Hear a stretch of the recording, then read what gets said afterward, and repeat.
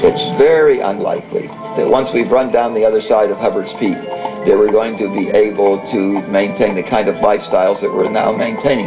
This oil is so cheap. It's so readily available.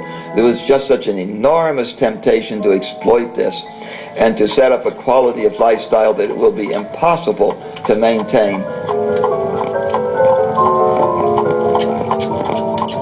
There's something about a horse that has an appeal that the automobile doesn't. I mean, the horse is a living thing, and it's oftentimes between an owner and a horse, a certain amount of affection develops.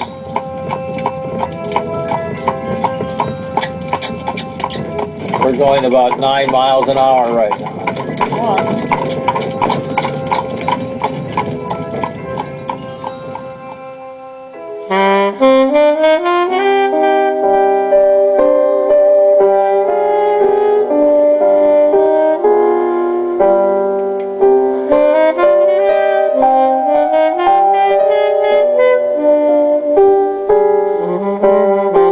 We had a kind of a dry run, a trial run for what would happen when oil peaks.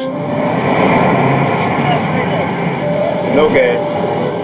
No gas today? No. There was a temporary peak in 1973.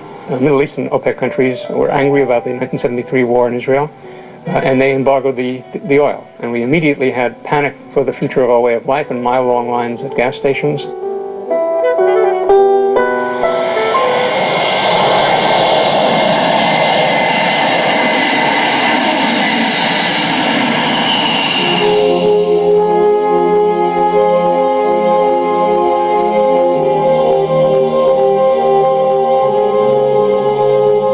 In the future, things like driving cars and air travel, period, will be not something that the average person can afford, but something that's only available to the super, super elite, the 1/10 of 1%.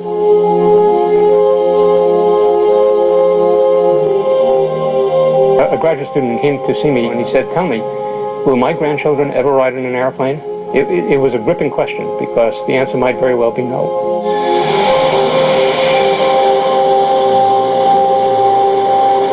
Say air travel will substantially stop.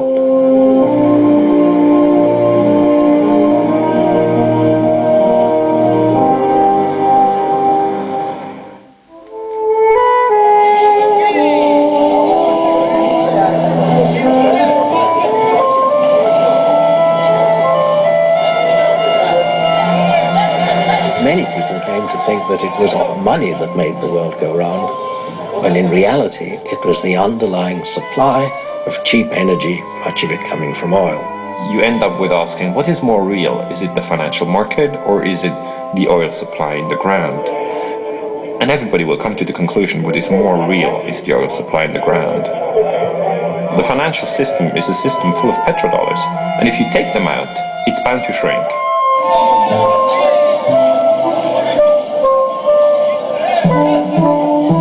There isn't a company quoted on the stock exchange that doesn't tacitly assume a business-as-usual supply of cheap oil.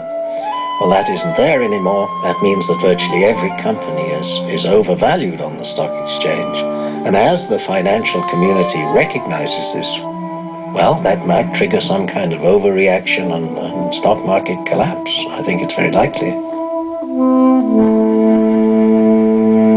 I wouldn't be surprised personally if it doesn't trigger another Great Depression comparable to the one of the 1930s, if not worse, because this one is imposed by nature rather than being a speculative bubble. I've taken this.